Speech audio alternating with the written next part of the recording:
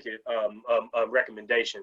I'll speak on behalf of Brother Iron Mike, who has gotten himself ready to once again return to the ring for what should just be a decimation of Roy Jones Jr. I believe that Mike said that he's only here to obliterate Roy, even at this age. But also, Brother Tyson has made his voice more mobile than ever via his podcast, where he had a breakdown with Lil Boosie about challenges and about their shared views and things that they depart on each other.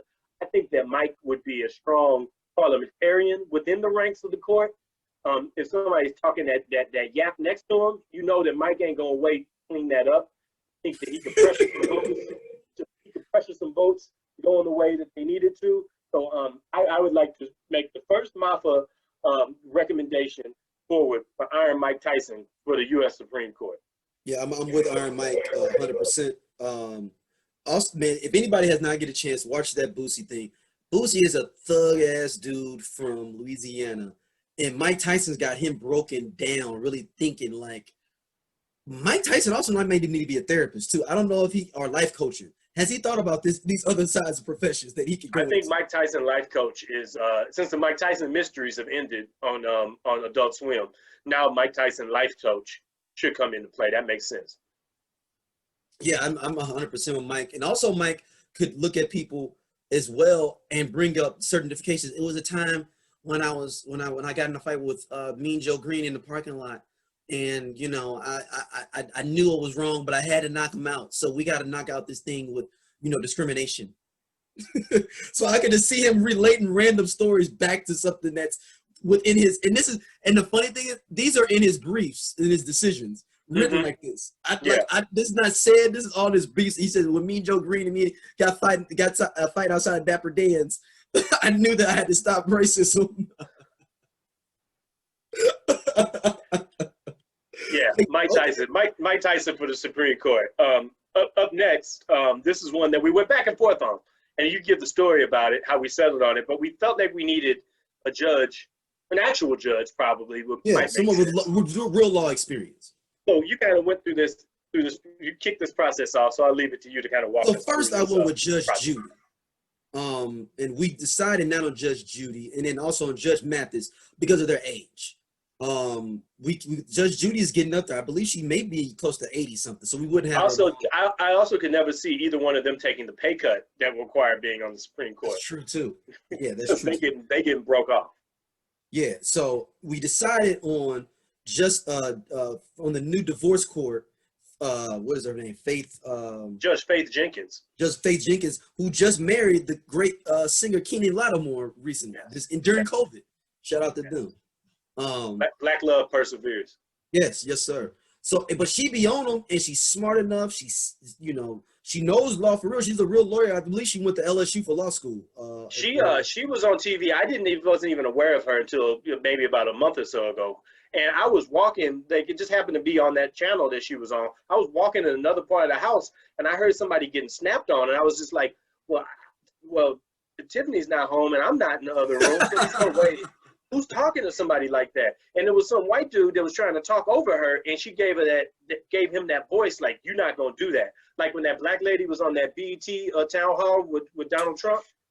Yeah, I thought they was playing that back, but it wasn't. It was Judge Faith Jenkins, and that's what we need. We're very aware of the fact that we need to have a black woman become a Supreme Court justice soon. So if we're going to do it, our recommendation is going to be to send one who ain't taking none of that gruff off nobody.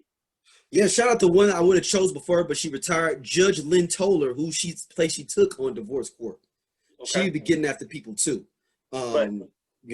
She's young. She's got a lot of ramp in front of her. I believe she's only 37, 38 too. So it's boom, let's get it. See, exactly.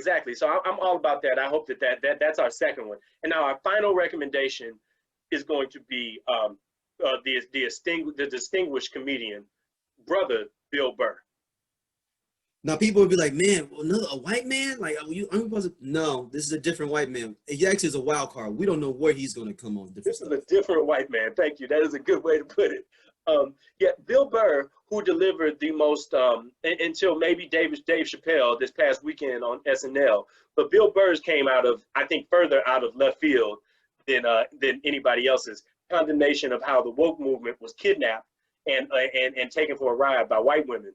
I get the feeling that if Bill Burr had a seat, he would be no nonsense, maybe more no nonsense than any of the other two people that we had, and he would absolutely be an interceptor when people think they have an ally just by looking at the person. He would be the interceptor at even a higher level than the Chief Justice John Roberts is right now. John Roberts is playing free safety on the Supreme Court right now. Like when people bring them laws that he said, no, we're not finna have no politics in here. He's picking it off like Charles Woodson in Green Bay. So, hey, that's real talk though, man. Bill Burr would be more like a middle linebacker for the court than anything else. Yeah, you're right. He would be, because it would be like you don't know if he's gonna cuss out a whole bunch of people or just lay the law. He also has a black wife. Yes. So you will have. Or he's just gonna cuss out the rest of the justices. Yeah. And he'd be. I could see him being straight down the middle. Yeah. It would be no joke. So just to recap, the MAFA party's Supreme Court nominees are Mike Tyson, Judge Faith Jenkins, and Bill Burr. We would like for this to be considered. If our president-elect and vice president-elect are going to consider expanding the court, we think that taking maybe 2 or 3 of these people would be in a good interest for where we are trying to get this country. Yeah, dope, man. Look, I'm with this, man. I'm with this whole platform. I'm with everything. We're gonna roll out more of this plan as we go forth. The MAFA plan will be rolled out in full shortly by our chairman, Brother Darrell.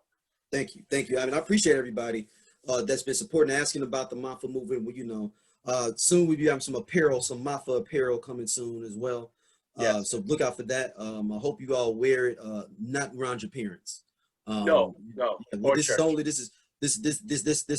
maybe we'll make some edited versions for you to be around family members if you really gotta do that.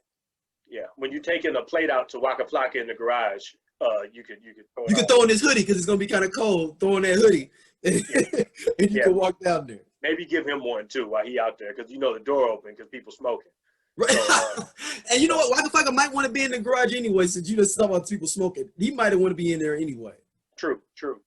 Hey man, before we get out of here, man, for the Aquemini version of the scenario, I know you had a couple of other things we wanted to hit. We had a young white lady that resorted to prayer to try to turn the election around, and also we almost did an early death for Ben Carson.